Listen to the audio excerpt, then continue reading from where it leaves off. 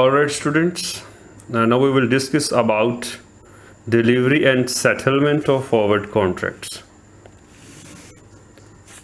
Forward contracts की delivery किस तरह से होती है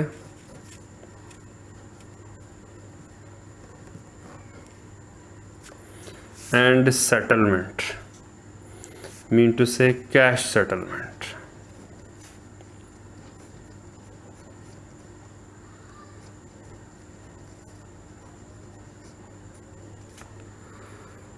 Cash settlement and delivery. Suppose करें हमारे पास A and B two parties, long, short,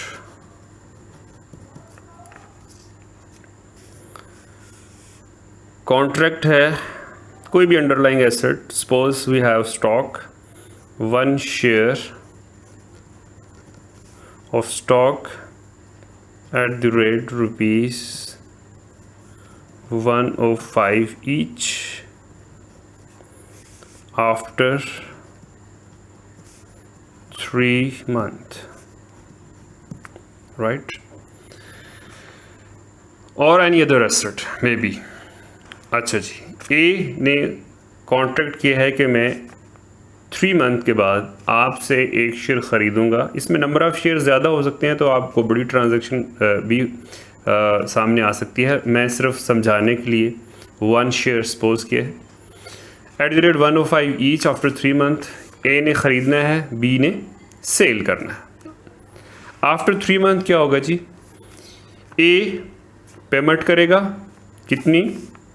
105 की पेमेंट करेगा आफ्टर 3 मंथ, और बी शेयर जो है वो इसके नाम पर ट्रांसफ़र कर देगा. It's mean transaction done, delivery हो गई. जो भी एसेट होगा, मतलब एसेट डिलीवर किया जा रहा है अगेंस्ट द पेमेंट. यानी ए ने चूँकि परचेज करना है तो ए क्या करेगा? पेमेंट करेगा टू बी, और बी क्या करेगा? बी एसेट, जो भी एसेट होगा, जो भी अंडरलाइंग एसेट होगा वो ट्रांसफ़र करेगा टू ए. और ए क्या कर रहा है? पेमेंट कर रहा है टू बी. डेफिनेटली. तो इस तरह से जो एसेट है उसकी डिलीवरी हो रही है, मतलब payment done by A to B and B will deliver the asset to A. तो इस तरह से ये कॉन्ट्रैक्ट फुलफिल हो जाएगा. ओके. सेकेंड ऑप्शन ये है कि हमारे पास इसी तरह से A and B buyer and seller हैं. कॉन्ट्रैक्ट हुआ 1 share at the rate 98 each after 3 month. Same contract है जी, प्राइस को डिफर कर दिया. ओके.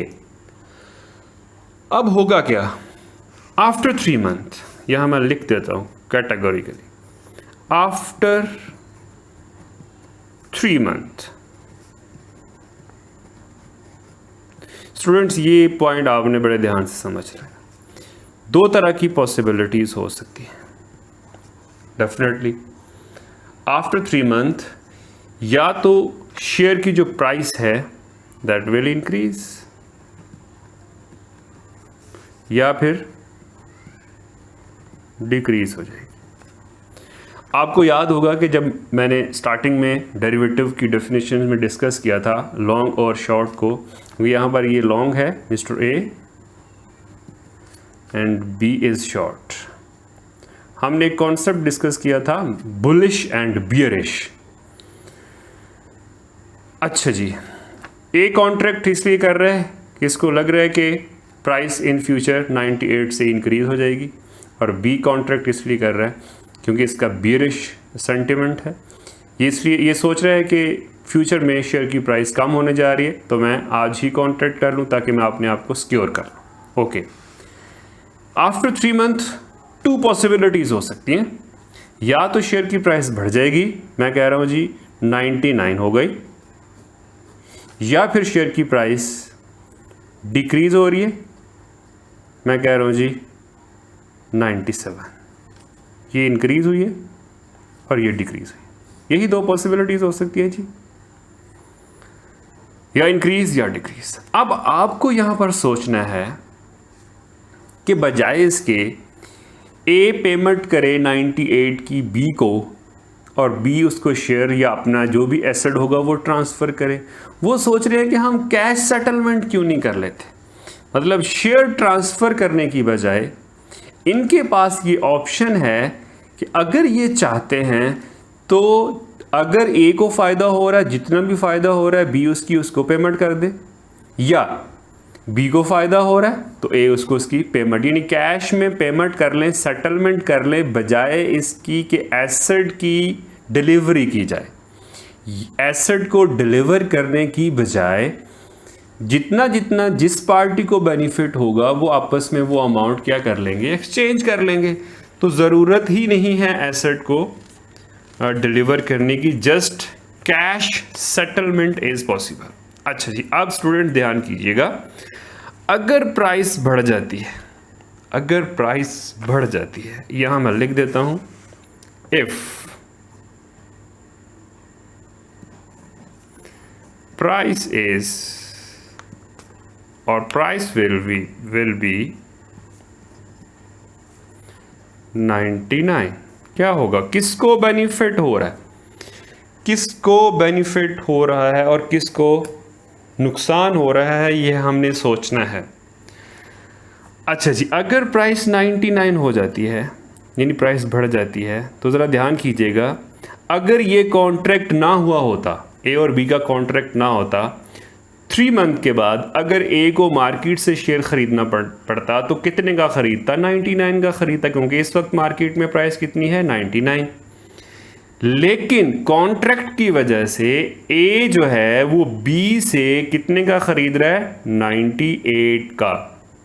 इसका मतलब है कि ए को कम कीमत पे, मतलब 98 के हिसाब से शेयर मिल रहा है जिसकी मार्केट में वैल्यू 99 है। तो इस सिचुएशन में अगर शेयर की प्राइस बढ़ जाती है तो फायदा हो रहा है ए को बेनिफिट है और बी को लॉस है। ऐसा क्यों है, यानी प्राइस के बढ़ने से लॉन्ग को बेनिफिट क्यों हो रहा है। आपको याद होना चाहिए, हमने डिस्कस किया था कि जब भी लॉन्ग कॉन्ट्रैक्ट करता है तो उसकी थिंकिंग क्या होती है, बुलिश। बुलिश का मतलब है उसको ये सोच होती है कि फ्यूचर में शेयर की प्राइस इंक्रीज होने जा रही है। तो अगर इंक्रीज हो जाती है, यानी जैसा वो सोच रहा था वैसा ही हो जाता है, तो डेफिनेटली बेनिफिट भी किसको होना चाहिए, ए को होना चाहिए। Done, okay. इसका मतलब जब भी प्राइस बढ़ेगी, ये बात याद रख लें, जब भी प्राइस बढ़ेगी तो बेनिफिट किसको होगा, लॉन्ग को। इसका मतलब ये हुआ B will pay ₹1 to A for cash settlement.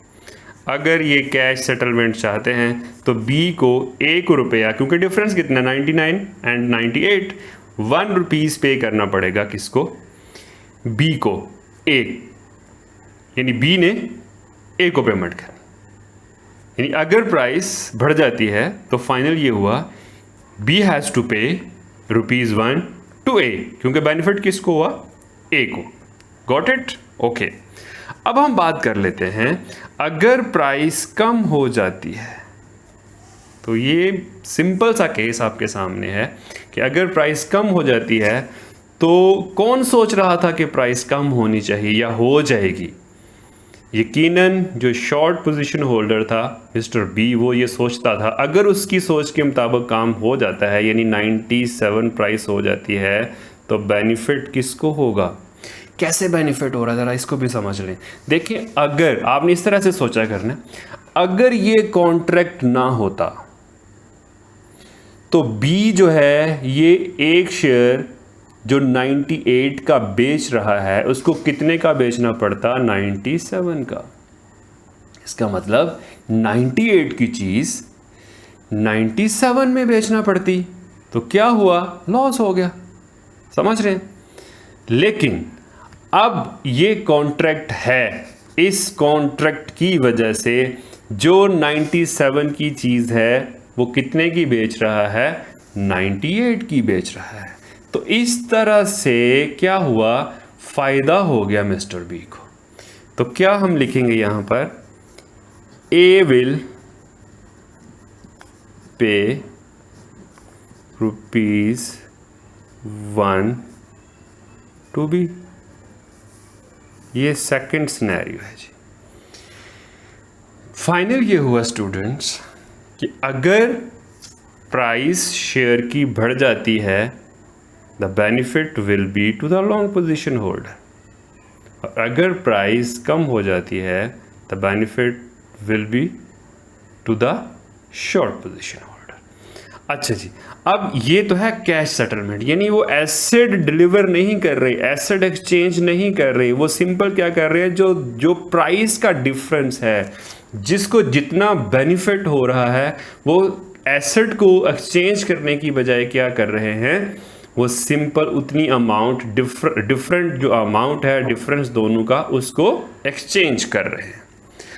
अब चूंकि यहां पर एसेट एक्सचेंज नहीं हो रहे तो ऐसे कॉन्ट्रैक्ट्स को समटाइम्स, यानी कैश, आप इसको बोल सकते हैं cash settled forward contracts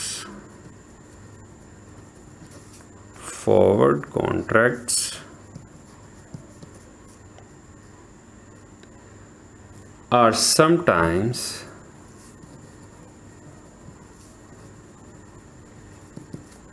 called NDFs। अब क्या मतलब हुआ NDFs का जी? नॉन डिलीवरेबल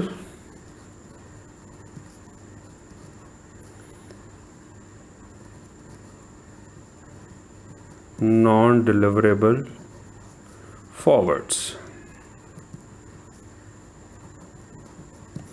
यानी फॉरवर्ड्स एसेट एक्सचेंज नहीं हो रहा, एसेट डिलीवर नहीं हो रहा।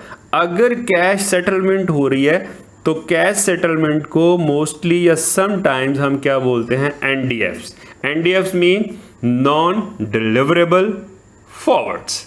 तो ये स्टूडेंट्स आपको पता होना चाहिए कि हम लोग जो फॉरवर्ड कॉन्ट्रैक्ट्स है उसमें डिलीवरी किस तरह से होती है, या डिलीवर हो सकता है या तो क्या हो रहा है exchange of product with price, यानी ये कहाँ यहाँ पे क्या हो रहा है एक्सचेंज ऑफ एसेट,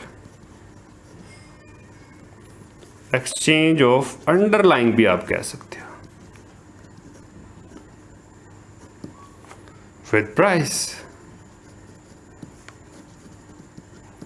यानी डिलीवरी हो रही है, एसेट डिलीवर किया जा रहा है, उसके अगेंस्ट पेमेंट हो रही है। अगर एसेट डिलीवर नहीं करना तो फिर उसको क्या बोलेंगे? Cash settlements. और कैश सेटलमेंट्स का मैंने आपको बताया है कि इसको एनडीएफ्स भी बोलते हैं, नॉन डिलीवरेबल फॉरवर्ड्स भी इसको आप बोल सकते हो, क्योंकि इसमें हम एसेट को डिलीवर नहीं कर रहे। Hope you understand this concept properly. Thank you.